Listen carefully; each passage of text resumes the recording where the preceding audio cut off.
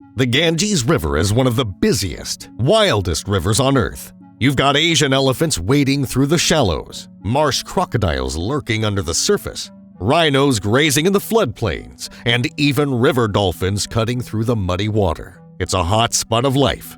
Big life. But look closer, and you notice something's missing.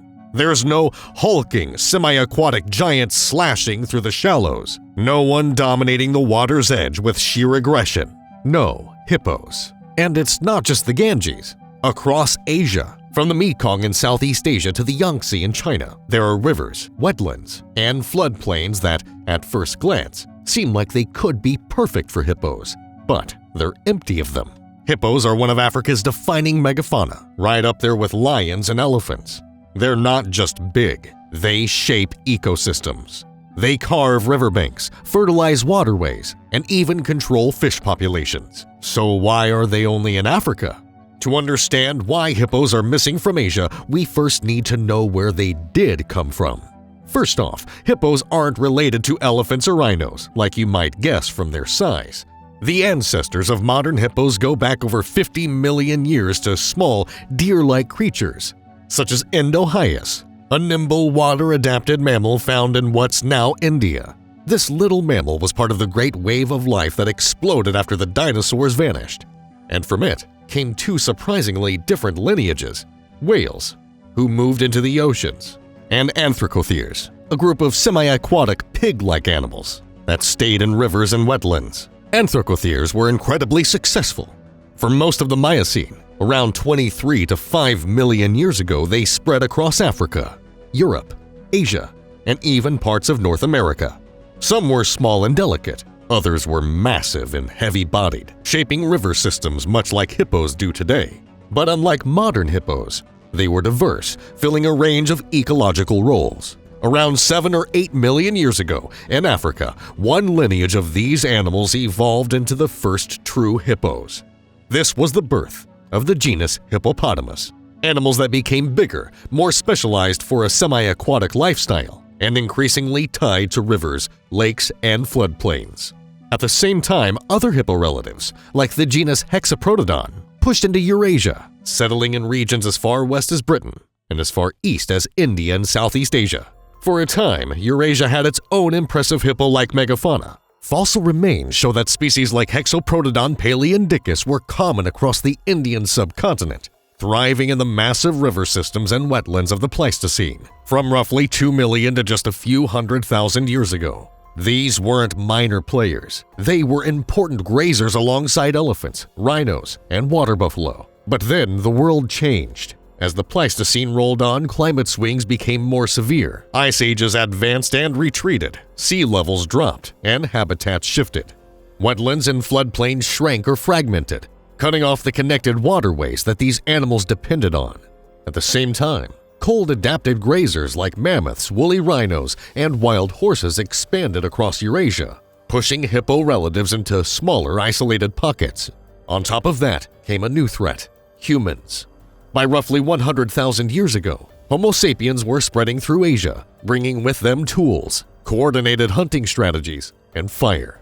Large, slow-moving herbivores, especially those tied to water sources, became easy targets. Hippo-like animals, already stressed by shrinking habitats, now faced a predator they had no way to defend against. By the late Pleistocene, Eurasia's last hippo relatives were gone. The only survivors were in Africa, a continent whose river systems like the Nile, Niger, and Congo remain more stable through climate shifts, offering refuge even during harsh periods. Africa also had a much longer history of human presence, which meant its megafauna had evolved alongside human pressures, giving them a better chance to persist. So now we know that Eurasia once had hippo-like animals and lost them. But why didn't Africa surviving hippos ever expand back into Asia once the climate improved? The answer comes down to geography. When we look at a map today, Africa and Asia might seem neatly connected at the top. Just across Egypt, squeeze past the Sinai, and you're in the Middle East, with a clear path east. But the reality, both today and through deep time, has been much more complicated. First, there's the Sahara. For most of the last few million years, the Sahara has acted as an enormous natural wall. During wetter periods, it shrinks into grasslands and scattered lakes, but during dry cycles, it expands into the largest hot desert on Earth, cutting North Africa off from Eurasia. Elephants, rhinos, and early humans managed to cross during specific windows, but hippos are a different story. Hippos aren't long-distance travelers. They're not built for desert crossings or dry landscapes. They're highly dependent on permanent water, not just to drink, but to cool off, breed, and avoid overheating. Even when the Sahara was greener, it likely didn't have the kind of deep connected river systems hippos need to establish populations. The Middle East added another layer of difficulty. That region has always been a patchwork of mountains, arid zones, and narrow river valleys. It's a tough landscape for a massive water-bound grazer to push through. Fossil records show that ancient hippo relatives occasionally reached parts of the Levant and Mesopotamia, but they never broke past into Central or Eastern Asia.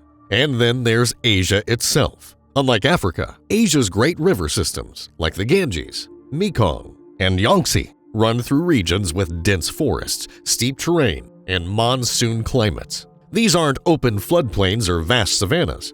They're tangled, seasonal, and packed with other megafauna. From water buffalo to crocodilians, hippos thrive in environments where they can dominate the water's edge.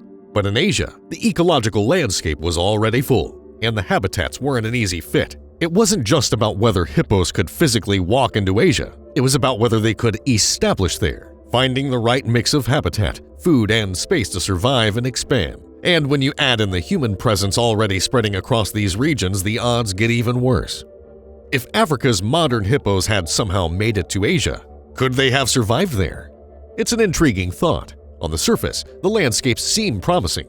Vast rivers, tropical floodplains, plenty of grass along the banks. But survival is rarely just about what's visible. It's about pressures, relationships, and limits hidden in the fabric of the land. Hippos aren't just big grazers loafing around in the water. They're ecosystem bulldozers. They churn mud, reshape riverbanks, open channels, push nutrients through wetlands, and defend their patches with aggression few animals dare to challenge. In Africa, they hold their ground against crocodiles, lions, even the occasional elephant. But that survival comes at a cost. They need permanent water, reliable grazing, and the kind of space where a 10-foot-long 3-ton animal can throw its weight around. Asia's rivers might look like a match, but they come with complications. Monsoon floods and dry season contractions reshape wetlands every year. Human settlements have pressed up to the water's edge for thousands of years. Not just small villages, but whole civilizations. Farming, fishing, damming, and steering the rivers to their needs. And the predators? They're not pushovers. Tigers hunt rivers' margins with silent precision. Mugger crocodiles wade in backwaters. Packs of dholes, Asia's wild dogs, can swarm prey much larger than themselves. A hippo calf here wouldn't just be testing nature. It would be running a gauntlet. But if we want to understand what might have happened, we can look to a strange case already unfolding. Not in Asia, but across the ocean, in Colombia. There, the so-called cocaine hippos, descendants of 4 animals smuggling into Pablo Escobar's private zoo, have spread across the Magdalena River basin. They weren't supposed to survive, but without predators, without drought-driven die-offs, without an ecosystem evolved to check their rise, they've flourished. They've dug up riverbanks, reshaped waterways, displaced native species, and triggered debates on whether to sterilize them, cull them, or let them run wild. They're not thriving because they belong. They're thriving because nothing is stopping them. Asia would have been a very different story. The rivers there aren't empty spaces waiting for a new giant to slip in. They're living systems, heavy with history, both natural and human. Dropping a force like the hippo into that world wouldn't have been simple survival. It would have been collision, not just with predators or competitors, but with landscapes already claimed, reshaped, and remade over millennia. Could they have survived? Maybe, for a time. But survival in the raw sense just means hanging on. Belonging, fitting into the land, the rhythms, the push and pull of a place, is something else entirely. Long before any African hippo could have crossed over, Asia had already moved forward. And sometimes, the absence of a species isn't an opening waiting to be filled. That's all for today. If you enjoyed this video, don't forget to like, subscribe, and share it with your friends. You can also leave a comment with what you would like to see in the following videos. Thanks for watching. See you next time.